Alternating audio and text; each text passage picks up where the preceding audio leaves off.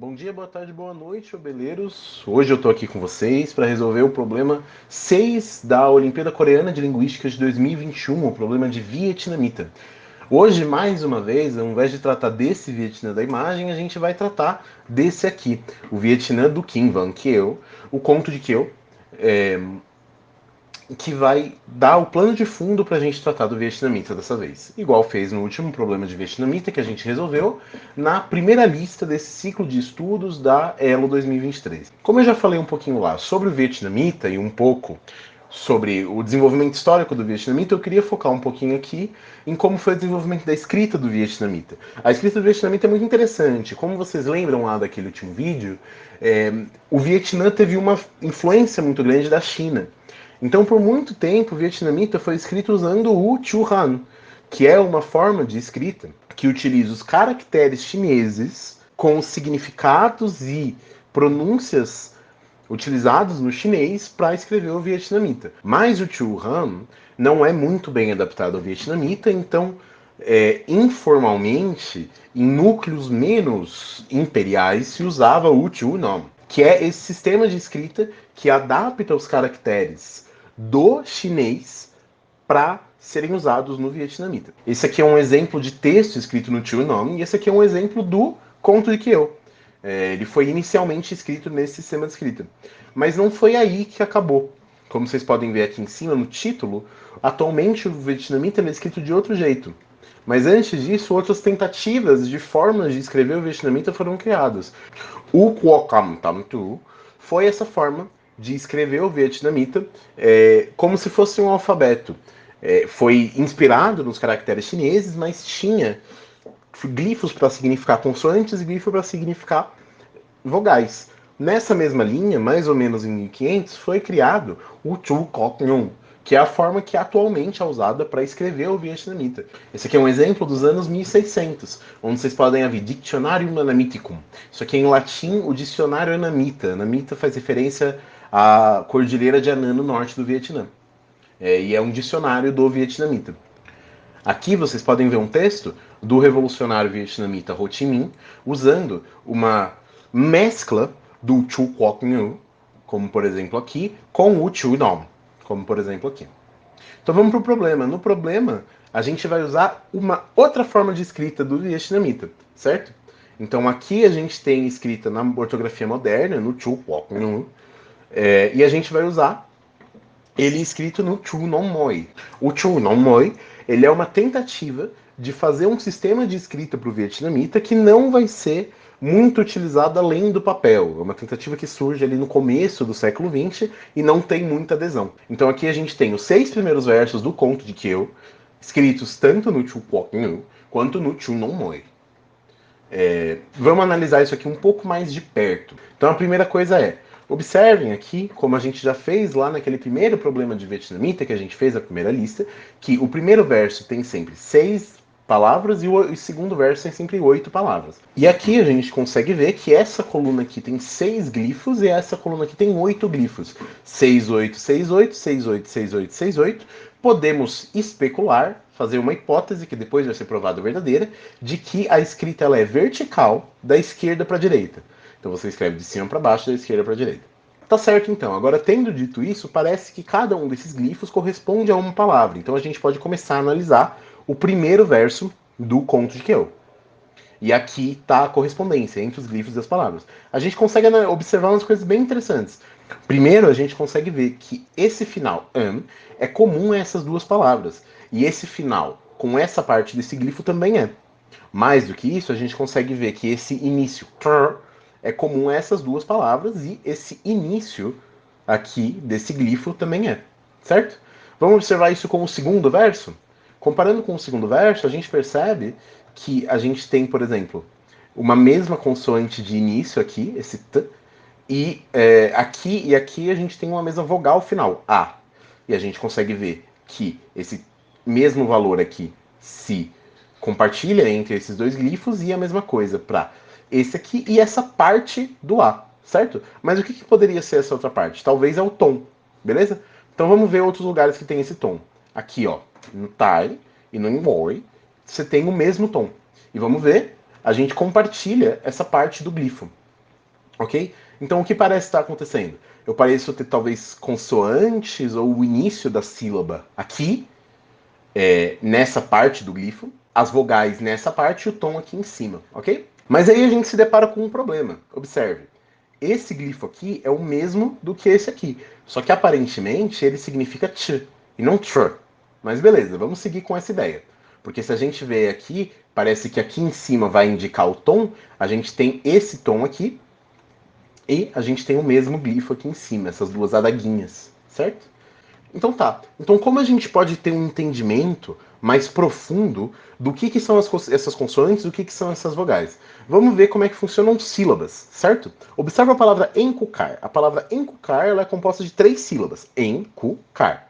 A primeira sílaba, você tem uma ênfase nas vogais. Encucar.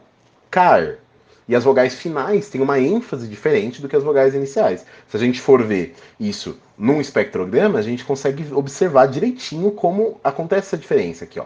Inculcar. Os espaços mais fortes no espectrograma são compostos pelas vogais, certo? Então aqui o que a gente tem é uma estrutura silábica da forma ataque, núcleo e coda. O núcleo é a vogal principal, o que vem antes dela na sílaba é o ataque, e o que vem depois é a coda, certo? Então vamos ver o vietnamita. A gente tem uma frase como essa, e ela é descrita assim dessa forma. Vocês percebem que existe uma certa similaridade?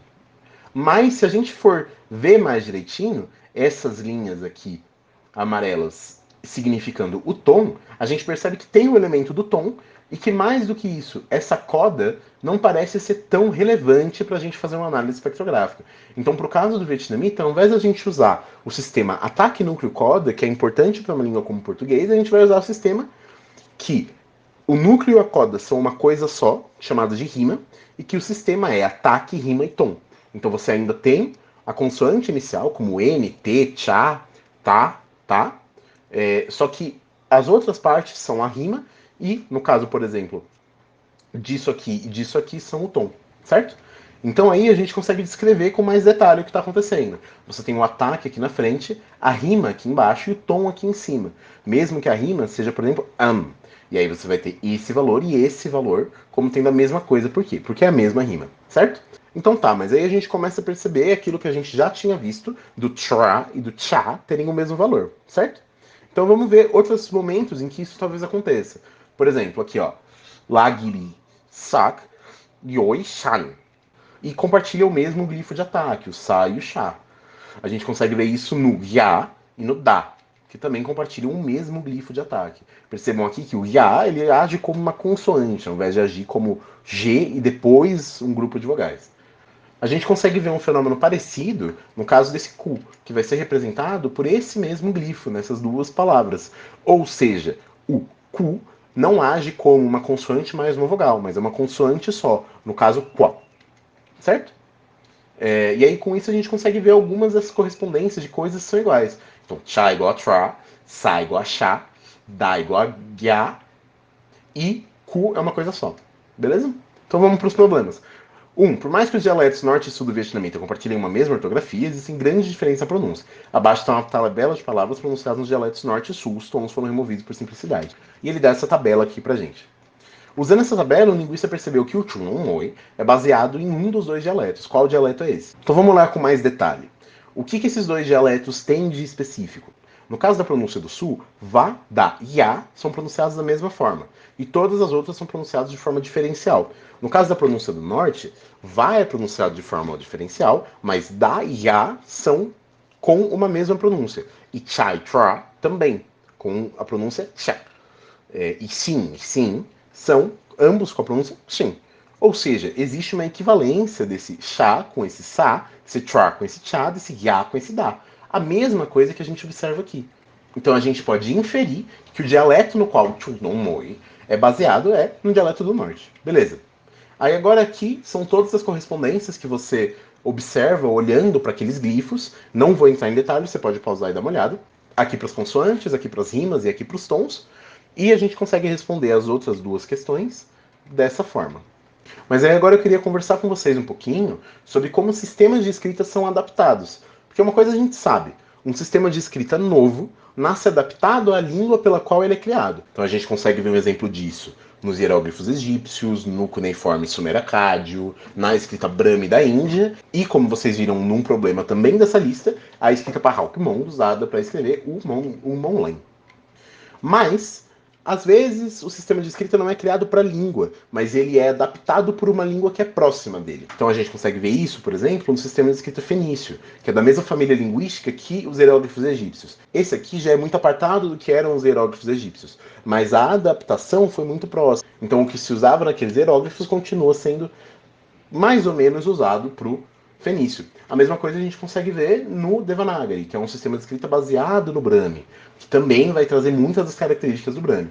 Mas agora, às vezes, uma língua distante precisa adaptar um sistema de escrita que já existe. E aí surge um sistema de escrita que é adaptado. Um exemplo disso é, por exemplo, como o grego adaptou o fenício, que eu acabei de mostrar. Então aqui a gente consegue ver que alguns grafemas que significavam fonemas que não existiam no grego antigo foram adaptados para significar esses fonemas. Então aqui a gente tem uma perda no meio do caminho de correspondência, certo? A mesma coisa a gente pode dizer para o alfabeto dos missionários, que vocês viram naquela questão, que adaptou alguns dos fonemas do alfabeto latino para tons. Certo, só que isso não é o único momento que isso acontece. A gente tem a escrita chinesa, por exemplo, que vai ser adaptada de diversas formas. Aqui ela é adaptada para outra escrita da China. Aqui a gente tem a escrita chinesa sendo adaptada para o japonês, o kanji. Aqui a gente tem a escrita chinesa sendo adaptada para o coreano, o hanja. E além disso, a gente tem a escrita chinesa sendo adaptada para o chunom, como a gente pode ver diversos exemplos aqui, e a gente tratou mais ou menos disso no programa. Aqui, por exemplo, é o primeiro jornal escrito no Chukwokno, que vai ser a adaptação do alfabeto latino pro vietnamita. Esse aqui, como vocês podem ver, é um jornal de 1866. Aqui a gente ainda consegue ver uma mistura do Chukwokno com o alfabeto latino. E é isso, muito obrigado.